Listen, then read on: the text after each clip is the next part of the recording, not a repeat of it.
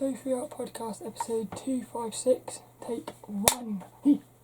Hello, this is Sophie Lawson from sophielawson.com and this is episode 256 of the Sophie Art Podcast, which is a little podcast I do about the art and things with my co-host lilDENNiS.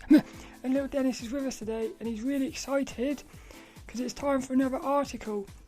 An Art-ickle, an ickle article.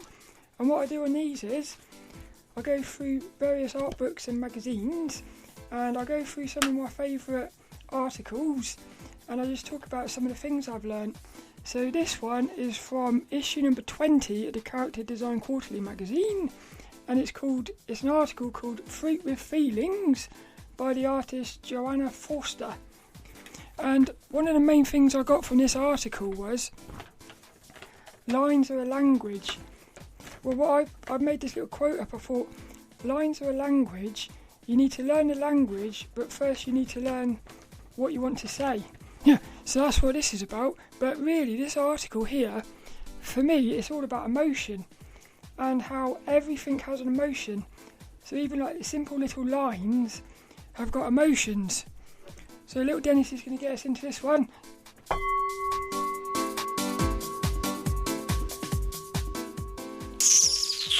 So we've had our kitty kisses. lilDENNiS is playing with kitty's titties. So they're going to go in their house and play whilst we get into this article. And it's quite a good word play actually, because the word play is sort of running through this article. I've noticed that a lot with artists creating characters is it's all about playing. I feel like playing is a really important part of creating characters. But if you can watch this podcast as a video if you want on YouTube at youtube.com/SophieLawson. And what I do is I put the camera above the desk so you can see the article, you can see all the characters and things. But I always say I always try to make it not important to see the visuals. But this is an article from issue number 20 of the Character Design Quarterly magazine, which has got a beautiful cover. I love the cover on this one, and I'll put a link in the show notes and everything for a video I did of this magazine, Character Design Quarterly issue 20. But we're going straight into the article. Fruit with Feelings by the artist Johanna Forster. Now you can find Johanna Forster on their website, johannaforster.com. It's JOHANNAFORSTER.com. And what I noticed was her characters, they are just bursting with, fun and playfulness. But they're all like using pastel-y shades. So it's very much like it's like you've stepped into a sort of magical world with these characters. And she has got some of her fruits on there as well. Some of the fruits that are in this article. Because what she's done is she's created little characters out of fruit. So before we get into it, what I've done is I've took some notes. And what I'm going to say, so the intro, the first thing I've noticed about this article is it's all about expressive yet minimalistic characters. It's all about breaking down complex things into simple shapes and lines. And also the other thing was emotions. I'm just messing around with the thing there. The emotions, for me, this is all about emotion. And the main thing I got out of it was how lines have got emotions. So really, what I've noticed with spiritual stuff is that the fabric of the universe seems to be emotions, and it seems to me like the fabric of characters or drawing is emotion, because every drawing is made up out of shapes, and shapes are made out of lines, and lines are emotions. So I'm thinking to myself, is it possible that the reason art is so amazing is because what it's doing is it's like capturing emotion. That's what I'm thinking. But what I love the most about this article is the way it's set out. So it's set out into 8 main sections. But what they've done is, Johanna, what she's done is, she's basically created 2 little characters. So you've got like 2 mushrooms, for instance, and one is a certain type of emotion, and the other mushroom is the complete opposite. And so she's talking about how you can get those emotions into your drawings. But what I also love is she breaks that down into 2 parts as well. So you get like the sketching bit, very simple sketchy bit, and then a bit more the same characters but with more detailed, like a line drawing. And she's done that for 3 sets of 2 characters, which is brilliant. And then right at the end we get a little tip, and she talks about how you can use these same principles of creating these fruits with humans. It's brilliant. So what I'll do, I'll just read the intro. So she says, my most popular characters are probably my Grunlings, cute, anthropomorphic, I can't say that word, anthropomorphic fruit and vegetable characters. They are spirits of nature and a great help in the garden if you befriend them. I mean, how cool is that little bit there? Even the word she's using is emotional. Like she's saying they are spirits of nature if you befriend them. So she's actually looking at these characters as like little friends. And then she says, to create your own expressive yet minimalistic characters like these, you need to break down the body language of an emotion to its essential components. When working on the initial sketch, imagine the character's body parts as being soft and flexible beans. And this reminds me of Stan Prokopenko and also Jake Parker at SVS Learn, but mainly Stan Prokopenko because he's always talking about the beans. Basically, everything can be drawn from a bean. That's what they were saying. And then it says here, depending on the tension of a pose, you will lean in specific directions. By looking at some opposite emotions, we can see how playing with body parts can lead to strikingly different results. I'll sketch out 6 characters with different characteristics and then refine the designs into line drawings. So firstly, I love her characters. They are huggable actually. Yeah, if I had to describe them, I would say they're huggable. Like if I saw these little characters in the garden, I wouldn't want to eat them. I would want to be friends with them. And they feel like squidgy and happy. That's what I'm thinking. But they are simple as well. So they're very simple, but they are oozing with emotions. That's what I'm thinking. So in my notes, what did I put? In the first, yeah, I've said, look, playful. She's using words like playful. This is the first. Right throughout this article, we've got like emotions in the language that she's using, and it's quite important. It's quite interesting as well because what I come away from this article with was realising that lines are a language with an emotion. So you've got like the language of words and lines. So for me, like the language of words are like knowledge. The language of lines is like emotions. But you can also get emotions from words. You can also get knowledge from drawings as well. So they're both the same. But I feel like words are more intellectual, I suppose, and lines are more feeling based. So let's get into this first one. We've got 2 little sections for this one. We've got 2 mushrooms, and one of them is confident, and the other one is, well, she's put a serious pose. So you've got a playful pose and a serious pose. Yeah. And what I've noticed just looking at this right now, the playful one has got its eyes shut, the serious one has got its eyes open. So there's like more detail in the eyes of the serious one as well. But what I put in my notes was, she's using words like playful, like throwing their arms around. When she's talking about the playful character, she says about the character, for a playful pose, push the character's chest forward confidently and throw their arms and legs in different directions. I love the way she said throw the arms around, because that, in my head, that creates like an illusion or like a visual of her sitting there sort of just really playfully throwing these arms around.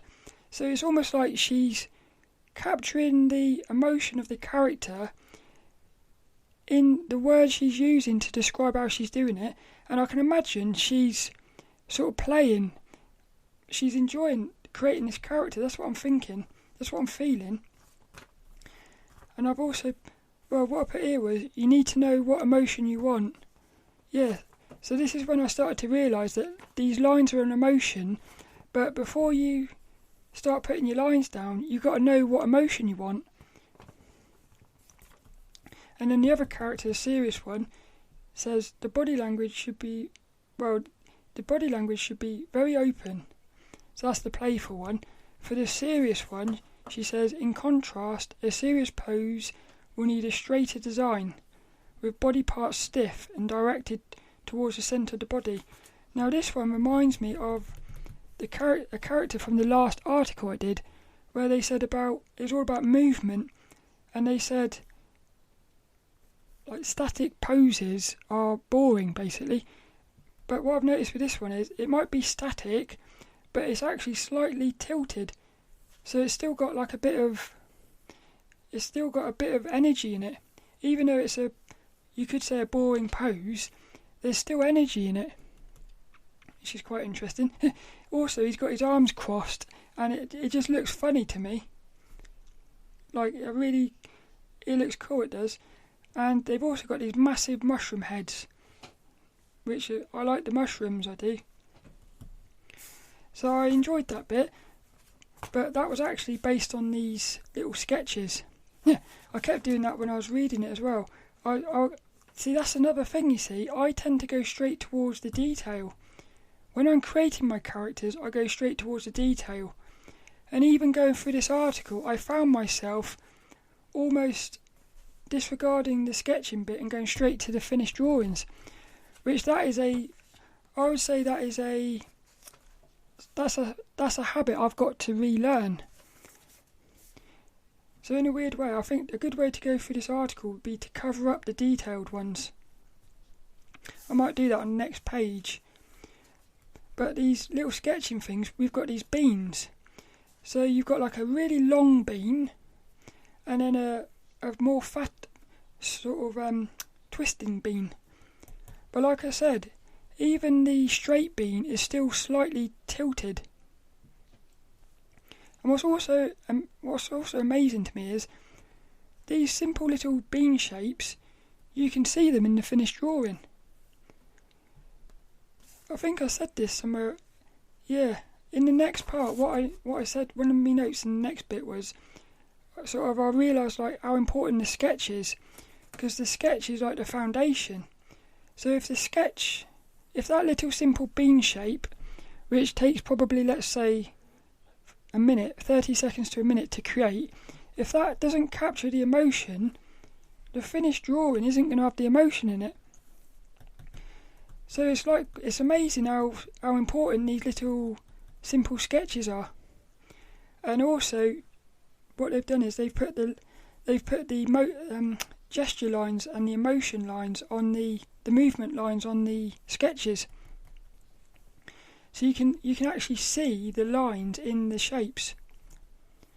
So you're sort of getting three phases of this. You get the simple bean shape, a little bit more detailed, and then the final detailed one. So you can actually see how it's like moving through. But you can see how the original bean shape is staying there.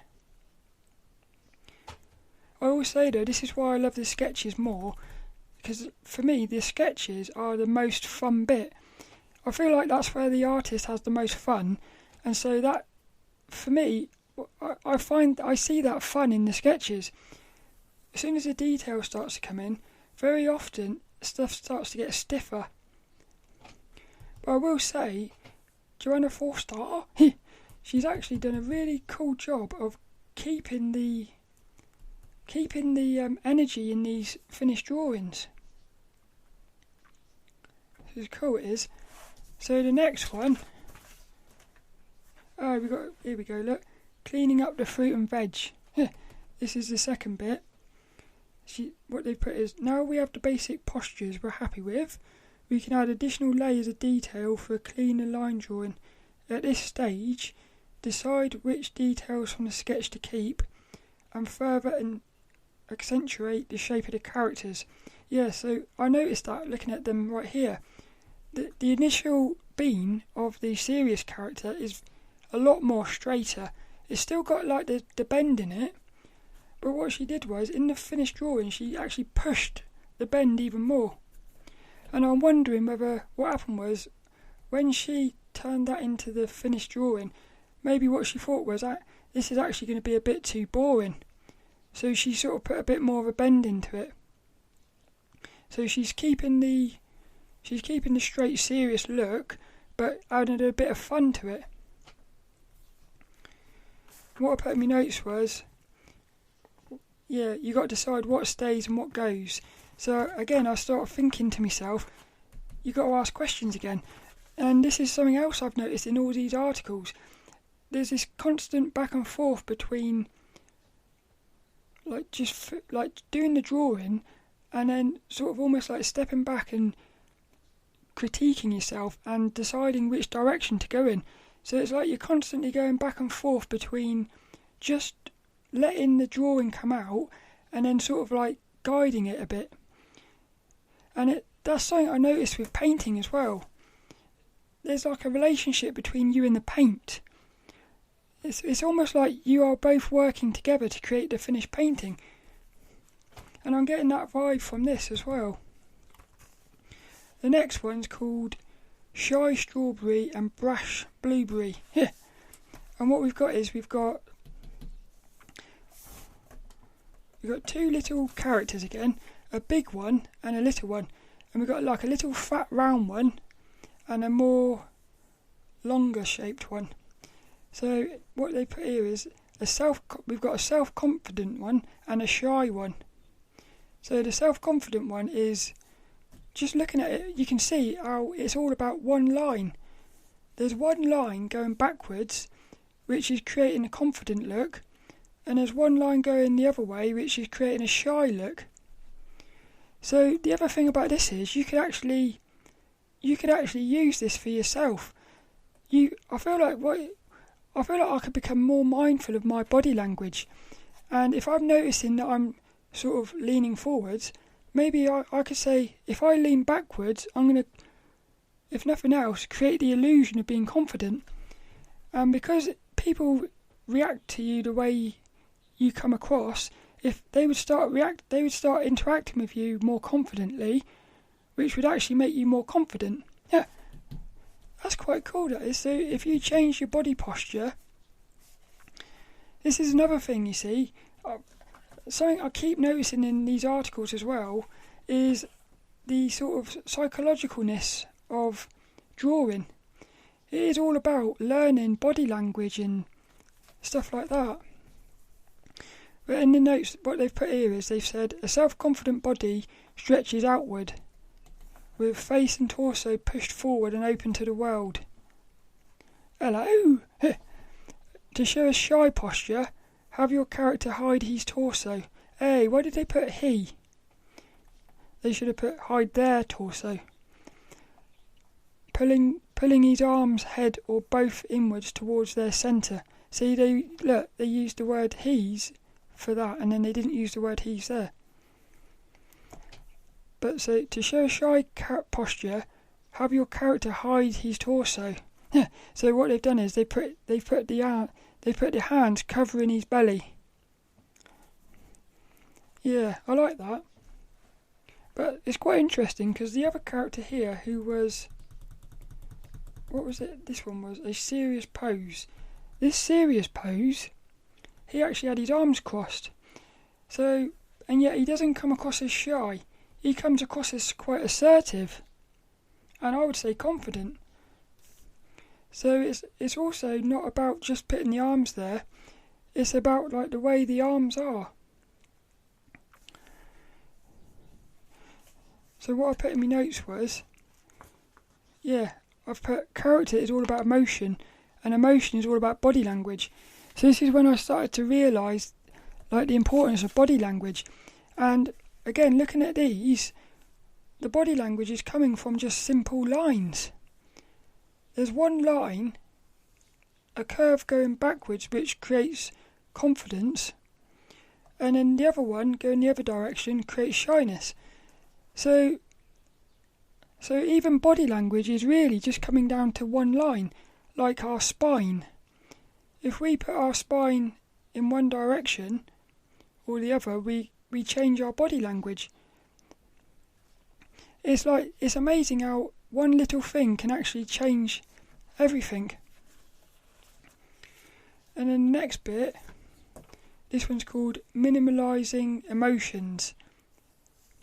So we've got our little characters, and they've now become more detailed.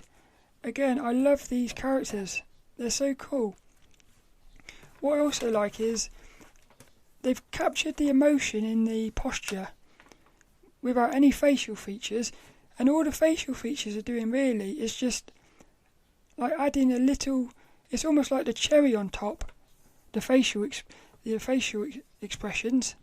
Yeah, it's cool. It's cool how these simple little bean shapes, you can still see it in the final drawing, even though it's got loads of more detail on it. It's brilliant. In the article they said, for minimalistic facial expressions, experiment with possible options on a separate layer. Start by depicting the facial expression you're after in detail, and then reduce detail and remove as many elements as you can while still conveying the desired emotion. So in my notes what I've put is less is more. Yeah, and I've put the word experiment. So this reminds me of another article as well. When they said experiment on a separate layer, that's what I like about that is it allows you to sort of play around, experiment without risk of ruining anything. So that's going to make you more fearless.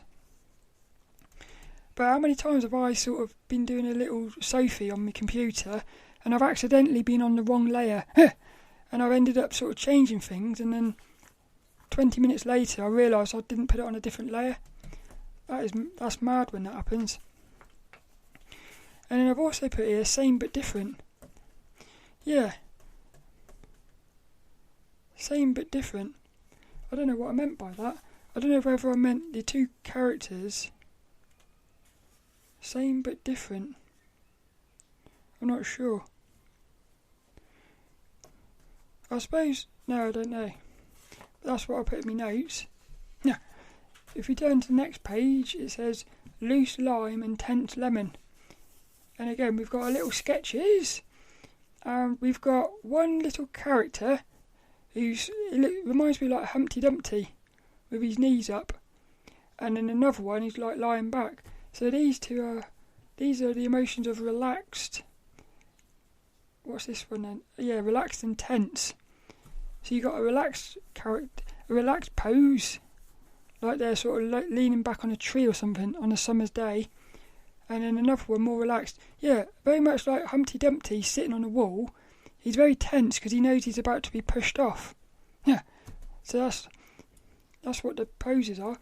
In the article they said, despite being very different emotions, relaxed and tense poses can be quite similar. The difference is in how we choose to draw the lines. For the relaxed figure, use flowing, smooth lines, and for the tense character, go with sharper angles and a more defensive position. So the tense one's got his arms, and everything's like covering him. The other one's very open. But the thing I noticed was, for me, the main way they created the tension was in the like the leaf on the top of the character, because the relaxed one's got a very flowing leaf, whereas the tense one has got a leaf with a sudden drop. So it's a bit more aggressive.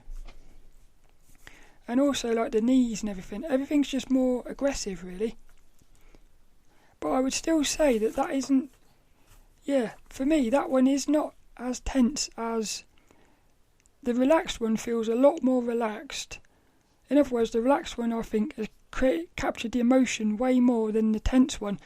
But when we look at the next bit, the way they really created the tension in this character was with the facial features. So that's quite interesting, because in the last one it felt like the facial features were just a cherry on top, whereas on this one I feel like the facial features are actually really capturing the emotion. Yeah, so they've put cute fruit. For an extra cute facial expression, try moving your character's mouth close to their eyes and put more weight on the corners of the mouth.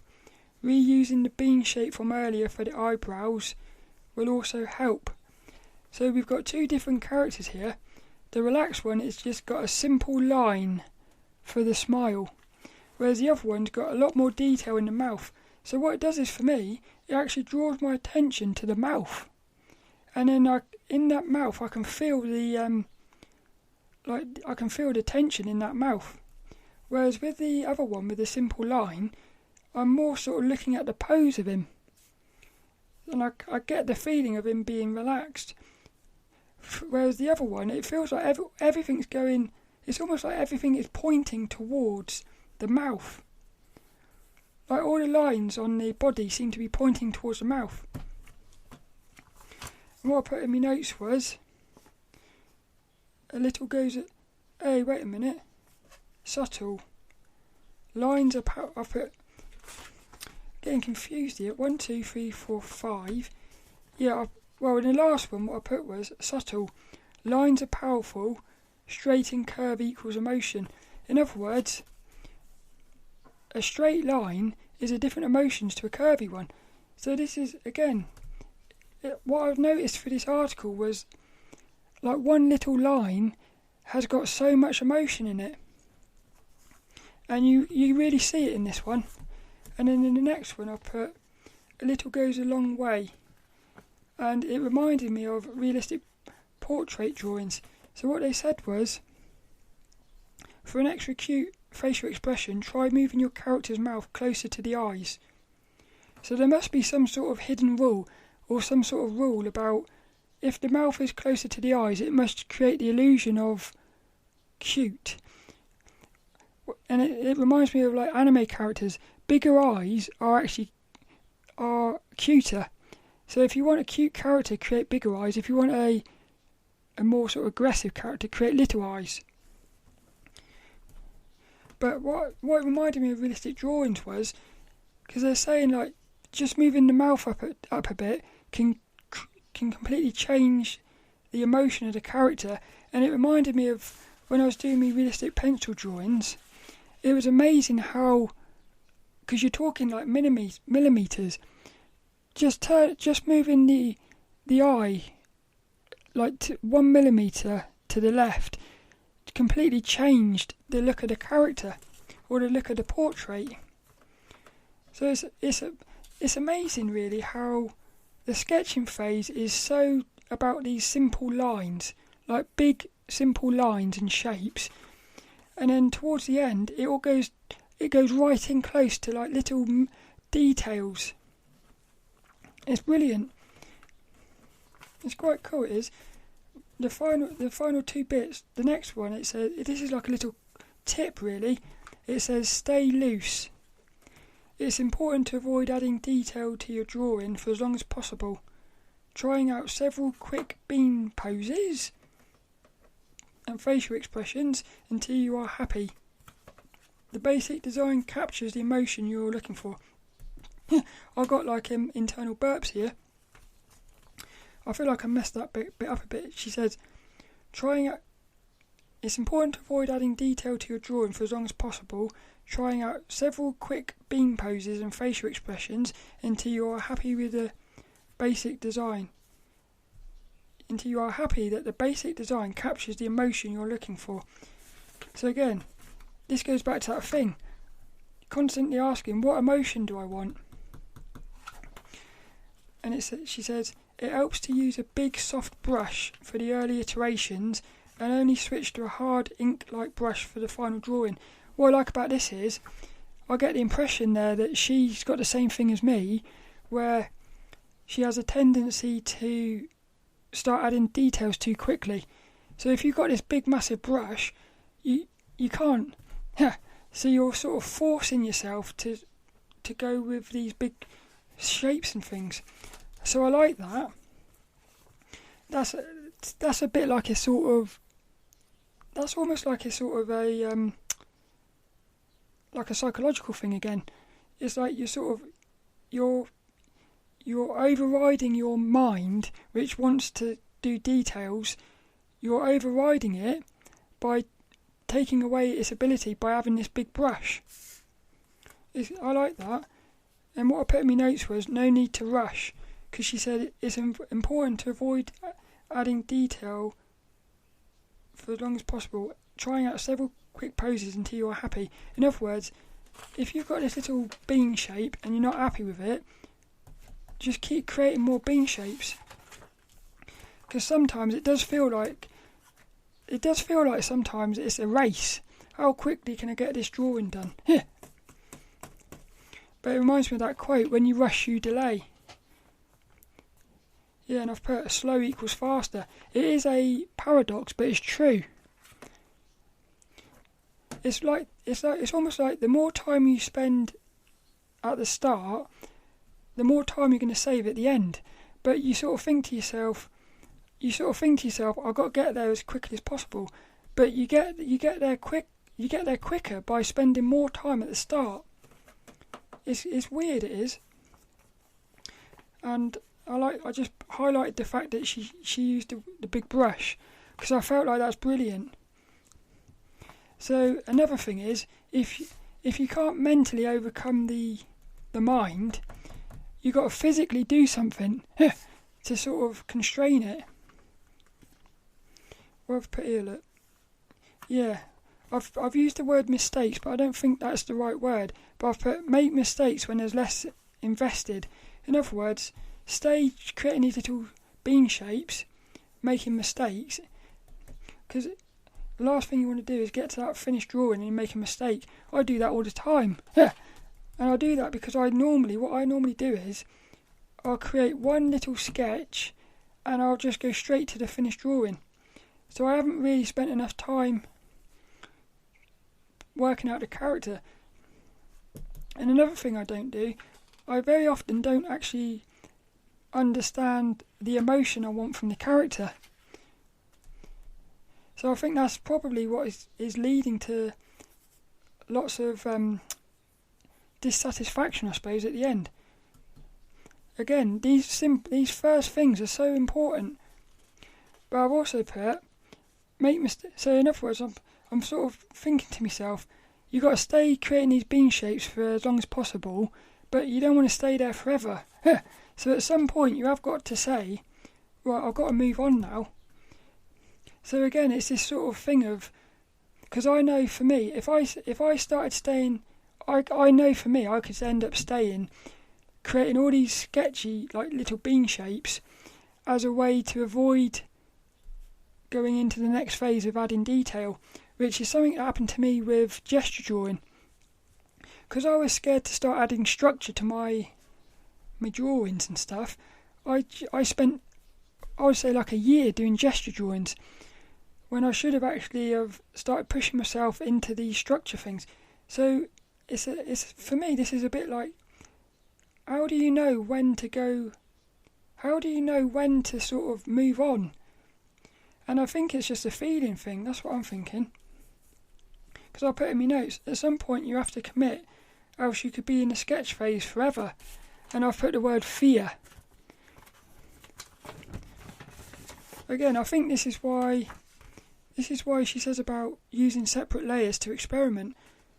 Because something else that I've noticed with art is a lot of it is emotion, a lot of it is like facing fears really. So as you're drawing, you've got these fears. You've got the mind is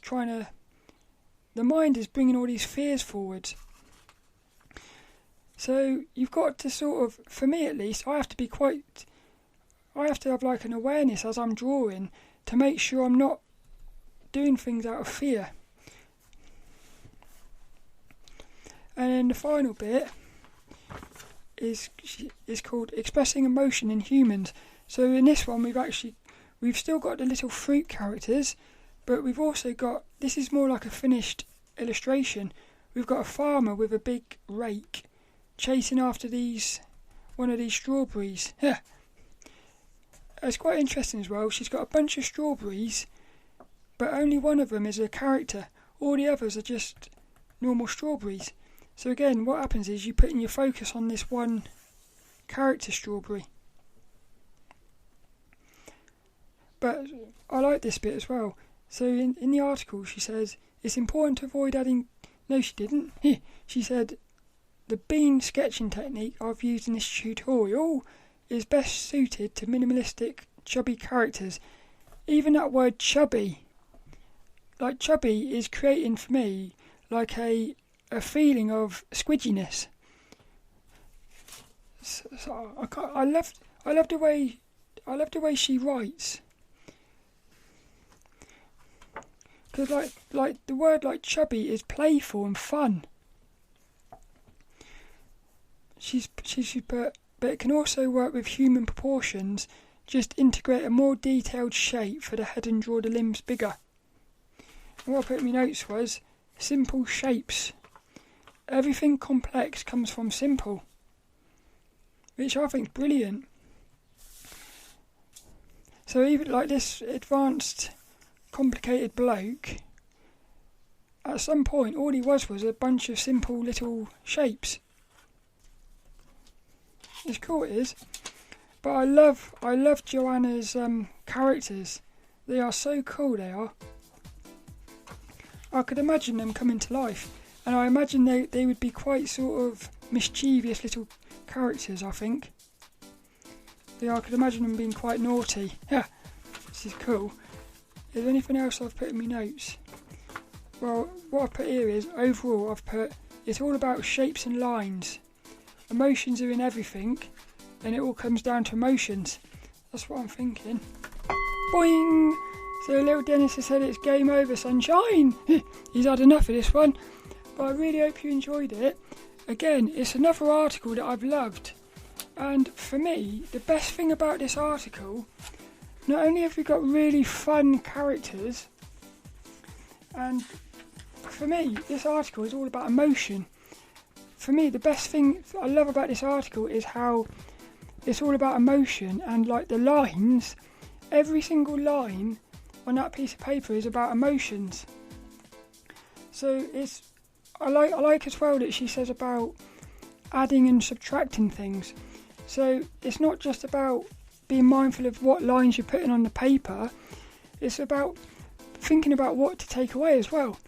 Because every single thing on that piece of paper is telling an emotion, which is brilliant. So I love this one. I really hope you did. And all that's left is this week's inspirational quote. And it goes to Johanna Forster.